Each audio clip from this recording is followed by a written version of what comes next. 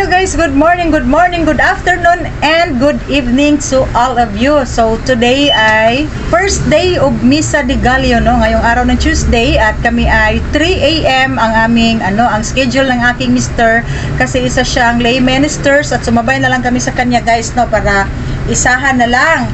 Okay, at pag-uwi namin ay nakatulog pa kami. So ngayon ako ay hindi pa naliligo dahil nag-open ako dito mga mga 10:30 AM na.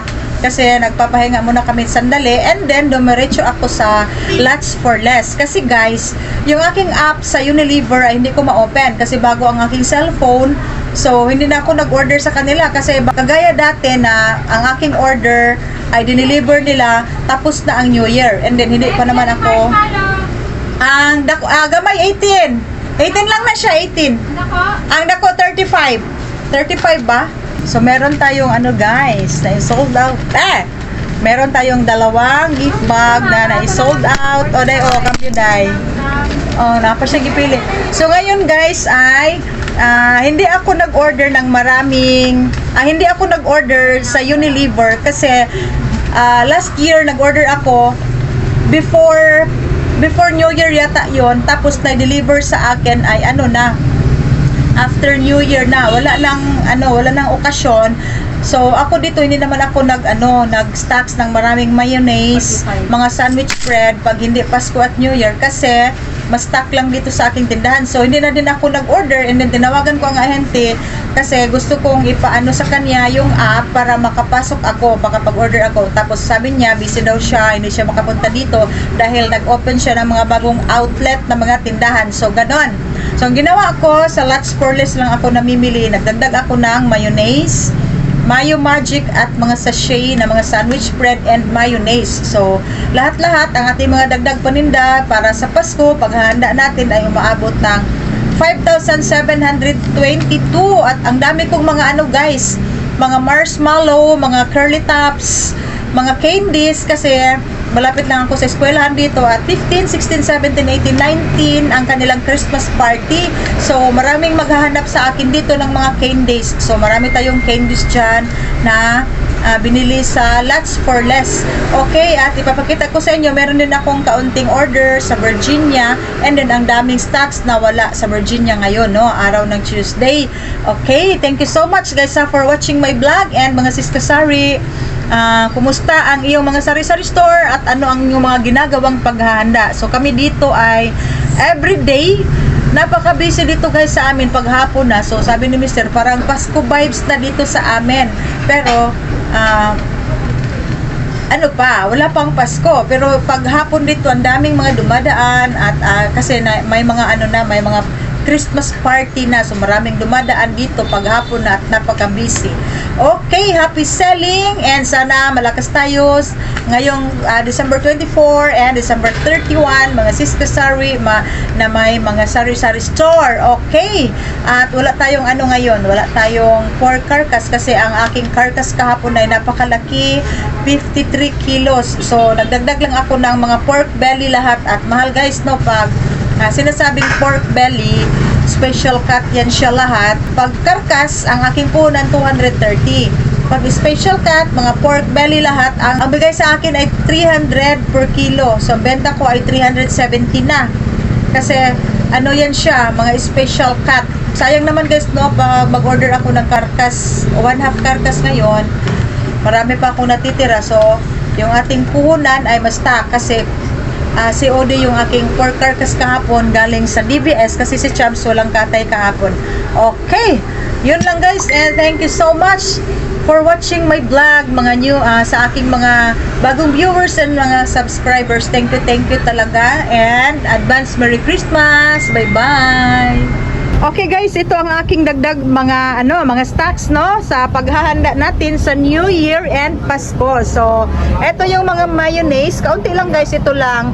And then chicken spread, wala nga akong sandwich spread na naka-pouch kasi wala nang stocks, no. Pa lang ngayon, December 16, marami nang kulang-kulang sa sa Lots for Less. Wala nga silang mga grahams doon. So, ito guys, ang aking dinagdag, no.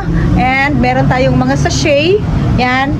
Tapos, ito yung mga candies natin, mga marshmallow. So, itong malaki, ang aking benta dito ay 35 pesos. 23.40 ang ating kapital. And then, ito ay, ang benta ko ay 18 pesos. Parang nasa ano lang ito, 12.80. So, marami yan siya kasi magdala din ako doon sa bahay namin. And then, curly tops and marshmallow. So, mga malos. Malakas ito guys, no? Every year, nag-stocks talaga ako ng ganito kasi pag New Year na, lalong-lalo na pag New Year, ang daming maghanap sa akin ng mga candies dito at sa school din, yung mga may Christmas party na mga kabataan. Tapos yung mga marshmallow ay gagamitin sa New Year, no? Itusok sa dulo ng hotdog. So, yan yung ginagawa nila. So, eto may dagdag din akong mga today's. Ito yung bagong packaging niya. And then, meron pa ako doon. May mga ako dito, mga today's na galing sa Great Wall. Ito guys, yan, at mga corn kernels. Yung old na packaging niya, ito yung iuuna nating ibibigay kay customer. So ito guys, no, ang ginagawa kong paghahanda sa nalalapit na New Year and Pasko. So, Crush Graham natin, kulang ito guys talaga. Kulang talaga ito. Kaunti lang ito. Tapos, ito lang ang ating stocks sa crackers. So, baka sa susunod na mga araw ay pupunta ako ng Gaisano City Gate, ha? Si Kuya, ni mo to? Ni uli siya? Si Kuya to ni mo? Klaro si Kuya? Asa na siya? Ay, magparking lang na siya, dihaday. Magpark lang na siya. Tora. Magpark lang na. Tanawa, nihunong na. So, nag-intermission pa si Isay. Okay, so, eto guys ay, i-display ko pa. Maghanap ako ng space dito dahil wala ng space. So, marami tayong Mr. Yema. Ang sarap-sarap nito. Mr. Yema and mga jing-jing na lollipop, sweet punkan and nips. So, ang nips ay may sold out na tayo. So, ito guys ay ginagawa ko every year. Mag-stocks talaga ako ng mga candies, mga mayonnaise, mga Graham, kasi ito ang patok sa Pasko at New Year. So, advice ko sa inyo, lalong-lalo na sa mga bagong nagtitinda, ngayon ang dapat mag-stocks kayo ngayong before sa Pasko, kasi yung mga na-stocks natin na mga pang Pasko at pang New Year, pag hindi siya mauubos ay meron pang New Year at mas malakas ang New Year. So kailangan mag-stocks na kayo ng mga panghandaan, no, sa bahay. Kahit na ako dito ay malapit lang sa lots, malapit lang sa supermarket, meron talaga akong mga pakunti-konti lang na mga preparation kasi yung mga customers natin na rush na, hindi na pupunta ng grocery, hindi na pupunta ng supermarket, ay dito na yan sila sa atin mamimili. Okay, at ito ay i-display ko pa. Ito guys, and good news, at meron ng cheese balls. Hi. Nara si Jillian. Ay lang ko pangunta naga sa si Jillian na aysa ka nag-vlog pa ko. So meron na akong cheese balls, ang tagal nang walang cheese balls. Tapos ang daming wala sa sa Virginia, ang daming walang stocks. Tapos meron na tayong Virginia champion cheese. Tapos guys, meron akong dagdag paninda na always hinahanap dito ng aming customer. Mga ice, mga yellow. So meron akong na-order na 10 pack na ganito. Yan. Kasama ng aking anak sa simbahan, altar boy, siya nag-deliver sa akin. Nung nag-try lang ako ng 10, 1 kilograms ang packing niya. 11 pesos yata ang puhunan nito, and then ang benta ko ay 25 pesos. So nag-try lang ako ng 10 kasi guys, ang problema ko ang freezer ko kasi ang daming laman. Tapos pag daghan ng atong orderon, asa na to siya ibutang. Okay, na very cute pa naman ang akong very cute ang tindahan. Ang freezer daghan pug sulod. Okay guys, ito ang aking pork carcass ngayong araw ng Monday, at ang laki guys, umaabot siya ng 53 kilos, at yan pa yung isang slab na kasim, at ang kanyang dalawang pork pata. So yan guys ay dinidebone kaagad ni Mr. kasi hapon na yan na-deliver at nag-display na kami no, yung mga frozen ko ang aming dinidisplay kasi pasado alas 3 na ng hapon at medyo matagal na i-deliver sa akin ni DVS. And yan guys, so bagong katay kasi Monday ngayon, very fresh. Oh, namula-mula pa ang kanyang pork carcass at yan guys ay i-debone na ng aking Mr. At yung ating na-display na sa lamesa ay ibabalik ko sa freezer kasi yan yung galing kay Chubbs no. Si Chubbs ngayon ay walang pork carcass so sa DVS ako nag-order. So yan ang kagandahan na ayan pa guys, oh, yung ating pork carcass sa box. So yan ang kagandahan pag meron tayong maraming pagkukunan ng mga supplier kasi pag isa lang magka-problema talaga tayo sa supply. So yan ang ginagawa namin talaga ng aking Mr. pag ato yung isang slab na belly. Pag walang stock, hindi available sa isang supplier natin, ay pwede pa tayo makakuha sa isang supplier. Kaya nga lang ito si DVS ay COD. So itong dineliver niya sa akin ngayon ay nagbabayad talaga ako kasi hindi ako terms sa kanila no, unlike kay Chubbs na naka-terms tayo ng 2 days. So yan ang aming kaganapan ngayong araw ng Monday at pasado alas 3 na ng hapon and may kaunti nang namimili sa aking mga display sa labas na mga karning baboy. So nagmamadali na si Mr. para makapag-display tayo ng mga bagong slice na karning baboy at sumabay din guys si MFD no. Ito ay Trio Central pero ang may-ari si MFD pa rin. Nag-order ako ng 10 kilos na chicken wings. Tapos, nagdagdag ako ng mga whole chicken. At mahal na guys talaga. 182 ang kanilang premium. Yan yung mga 1.2 kilograms na whole chicken. So, ang kinuha ko ngayon ay Perusen. 170 per kilo. At 10 packs na beefies, latch at cheese. So yan guys ang aming kaganapan sa araw na ito, Monday ng hapon at magbabayad pa ako sa Trio Central. At eto na guys ang mga na-debone ni Mr. Very fresh ang kanilang karning baboy. Namula-mula pa siya at manipis lang ang taba niya. So ang ganda ng kanilang karning baboy ngayon. At siguro pag hindi yan mauubos pang 2 araw na natin yan siya. So ito yung mga inuna ni Mr. kasi yung mga kasim, tapos mga hotdog natin.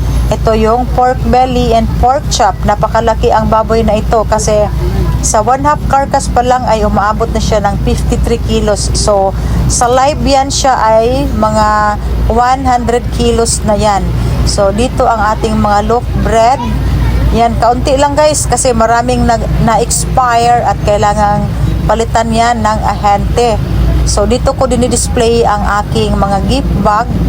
Tapos ito pa, yan yung ating very cute na sari-sari store. Marami tayong biscuits, may candies tayo dyan.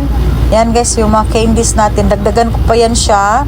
So Pansit Canton, marami tayong stocks. And nag-umpisa na akong mag-stocks ng mga fruit cocktail, mga margarine at nandito na ang aking nag-iisang anak na lalaki, ang aking unico iho na nag-duty. Kasi guys, sa awa ng Diyos ay graduating na yan siya.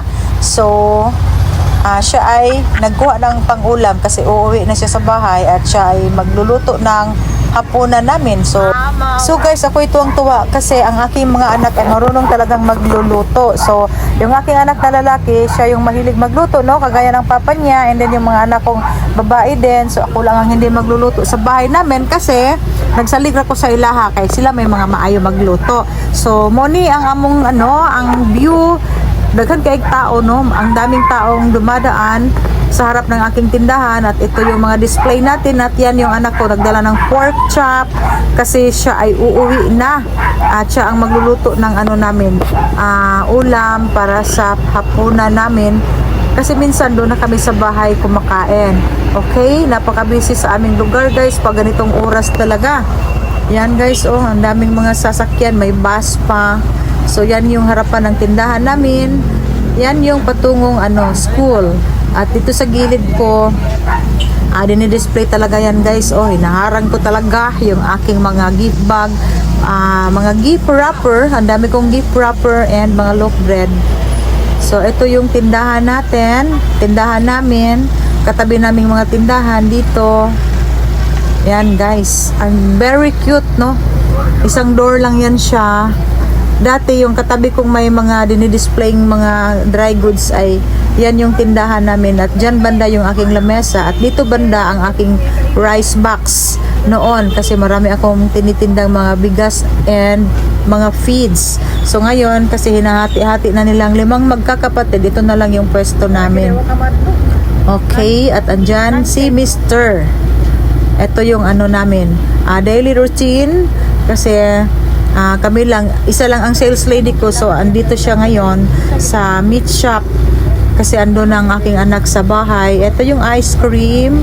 Selecta ice cream natin, biscuits. At may customers na lumalapit. Siguro mamili yan ng corning baboy. And then, ito yung box na galing sa SNR. Ang ganda ng box guys. So kinuha ko talaga para lagyan ko ng mga gift wrapper. At may customer tayo na bumili ng peanut butter at saka loaf bread.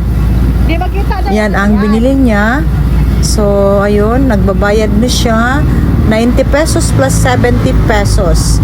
Yan yung ng customer natin. Meron pa tayong mga margarine dyan. So napaka-busy at very traffic pag ganitong oras dito sa amin, no?